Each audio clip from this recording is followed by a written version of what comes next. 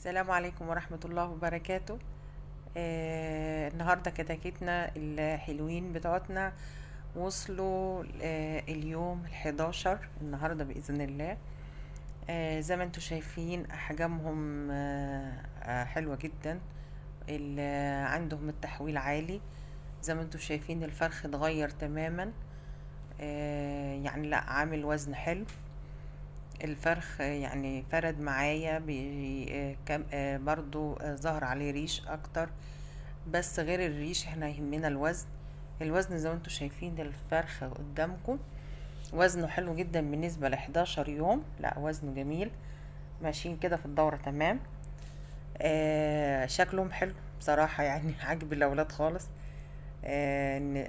وحلو نتيجة اما بتعملي حاجة بايديكي كده وتشوفي نتيجتها قدامك كده.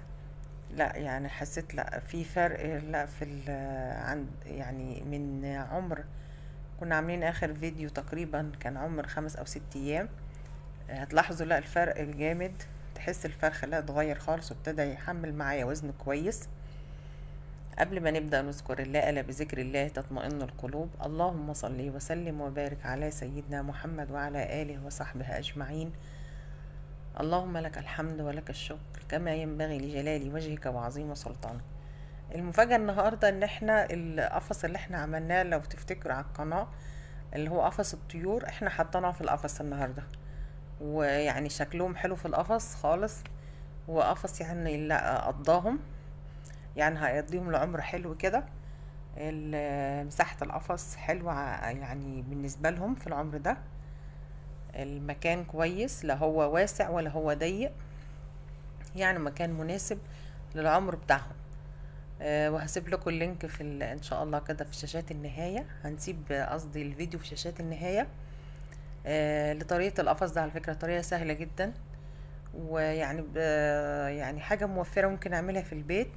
لو انتوا حابين تربوا طيور في البلكونة ممكن تعملوا قفص كده، ممكن تعملوا دورين بحيث تقسموا، يعني لو كام فرخة هنا وكام فرخة فوق الدور التاني. من حاجات بسيطة من قفص الفاكهة عملنا ساعتها الفكرة دي، وكانت سهلة جدا على فكرة، يعني غير ما انتم متخيلين انها صعبة، بالعكس سهلة جدا. مجرد ان احنا هنشبك الافصان ببعض بالسلك اللي احنا ربطنا بيه الاسلاك في بعضها، وطلع والله حلو. يعني ريحنا عن الكرتونة. حطيت من تحت زي ما انتم شايفين كده كيسة سودا، وحطيت النشارة فوقيها بحيث اما اجي اشيلها تبقى سهله تتشال على بعضها الكيس بالحاجه اللي جواها، ما تعبش في تنظيفها. وفرشت كيس كمان من تحت احتياطي بحيث سهل تنظيفها خالص. وحطينا لهم العلافه اهو القصد اللي بتاعه الميه اللي بيشربوا بيها، وحطينا طبق حاطين فيها العلف. والفراخ نفسه كانوا مبسوطين بيها يعني. فان شاء الله كده اتمنى ان انتوا تجربوا تعملوا ده القفص ده او العشه زي ما انتوا زي ما بنقول، وامهاتنا بيقولوا العشه بتاعه الفراخ. سهل نعملها، ممكن نعمل في البلكونه ونقفل عطيونه ونحط لهم لمبه ونعمل نربي لو ما عندناش مكان في البلكونه بطريقه القفص ده. لو عملنا القفص ده واتفقنا ان احنا ممكن نعمله بدورين، ممكن نفكر نكمل القفص ده ونعمل له دور تاني. طيب النهارده بقى هنحط ايه بقى في خلطة العلف بتاعت الكتاكيت بتاعتنا بقى. احنا استمر ان احنا اتفقنا ان احنا النهاردة ان شاء الله هنحط على خلطة العلف بتاعنا اللي احنا هنحط ان شاء الله الكتاكيت بتاعتنا.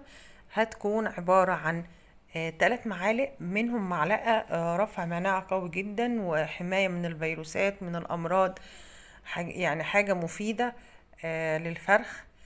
اللي هو طبعا معلقة توم مطحون، او اللي هو التوم الجاف، مش اللي هو التوم البودر. مش هنحط توم فريش دلوقتي عشان لسه صغيرين، هنحط معلقة توم بودر ومعلقة الكركم بتاعتنا صاحبتنا اللي لازم مع الدورة كلها نحطها، ومعلقة كمون او كزبرة. تمام. اما على المية بقى، هو الراجل اللي اشترينا منه الكتاكيت عطانا زي حاجة نحطها على المية زي حماية من الفيروسات وكده، ومضاد زي رفع مناعة قوي بقى او تحصين للفيروسات والحاجات اللي ممكن تصيب الفرخ. انا كنت ناوية يعني احط حاجات طبيعية، بس طالما هو عطاهانا فقلت استفيد واحطها. هي بتتحط ده بيديهالك بتاع التحصينات بتاعة الفراخ اللي بتشتريه منه، لو من معمل بيبقى عنده الحاجات دي، فبيديكي ده تحصين للفراخ من الامراض. زي نص معلقة بودر واربع نقط من ازازة كده بتحطيهم على مرتين لمدة 48 ساعة، لمدة 48 ساعة بس. يعني لو خلصت المية بتكرري نفس الموضوع ده، بتحطي اربع نقط برضو ونص معلقة صغيرة من البودر اللي هو الدهونة. هو قال ان ده يعني حلو، بيحصن الفراخ ضد الايه الحاجات الفيروسات والامراض. فقلنا خلاص مفيش مانع نعمله. طب انا لو ما عنديش، مش هدي تحصينات للفراخ ولا اديهم زي رفع مناعة قوي، لا. اتفقنا قبل كده ممكن نحط زي ما عملنا قبل كده اللي هي السقوة اللي عملناها. حطينا ساعتها بصلاية مع توم مع ليمونة مع شوية خل، وعصرناهم ساعتها في الخلاط بشوية مية وصفناهم وحطيناهم في السقوة بتاعت الفراخ. السقوة دي مهمة جدا ورفع مناعة قوي جدا، لو كل فترة تعمليها هتحصني الفراخ من اي امراض، من فيروسات، من برد، من عطس، من اي حاجات، وخاصة امراض الشتاء اللي احنا داخلين عليها. طبعا عارفين الخل مضاد سموم، والثوم والبصل طبعا مضاد حيوي طبيعي. وممكن تحطي كمان معلقة كركم برضو رفع مناعة قوي. كل الحاجات دي طبعا، والليمون لأمراض الشتاء طبعا، فيتامين سي قوي. فكل الحاجات دي احنا ممكن نستغني. لو انا معطانيش الراجل بتاع المعمل الأدوية دي، انا كنت هنمشي كل الدورة بالطريقة دي، نحط الحاجات اللي احنا اتفقنا عليها، البصل والثوم والحاجات الطبيعية والثوم البودر. وكمان الأعشاب اللي احنا دايما بنحطها، دي من الحاجات اللي برضو بتعلي معايا التحصين ضد الفيروسات، ضد البرد، ضد عطس، الإسهالات. الحاجات دي الأعشاب مهمة جدا، الكمون، الكزبرة، الكركم اللي رفع المناعة. كل الحاجات دي ممكن حبة البركة نحطها مع العلف ده مضاد حيوي قوي برضو. كمان لو حطينا مثلا شوية كمون، ده لمعدة الفرخ كويس جدا. كالسيوم للفرخ برضو. ممكن نزود كل الأعشاب، الحاجات السمسم، الحاجات دي ممكن نحطها برضو مع العلف، دي بتعلي عندهم التحويل الأوزان كويس، لأنه بيزود الوزن وبيكون أحسن من الطحينة كمان. السمسم لأن الطحينة بيبقى فيها زيت، فممكن يعني يتعب معدة الفرخ شوية، لكن السمسم كل الحاجات الطبيعية اللي ممكن نحطها ونضيفها سواء للعلف أو للسقوات المية.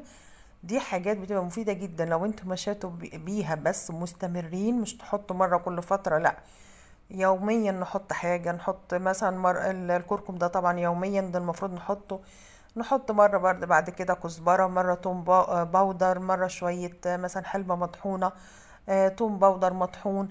في حاجات، واحنا هنقول في الدورة دي كل ما هنحط حاجة مدى فايدتها على قد ما نقدر، يعني على قد معلوماتنا بتفيد الفرخ في ايه. عشان نشجع كده ونعمل نربي كده زي امهاتنا شوية فراخ حلوين كده لأطفالنا، حاجات من غير هرمونات ومن غير أدوية. ما تنسوش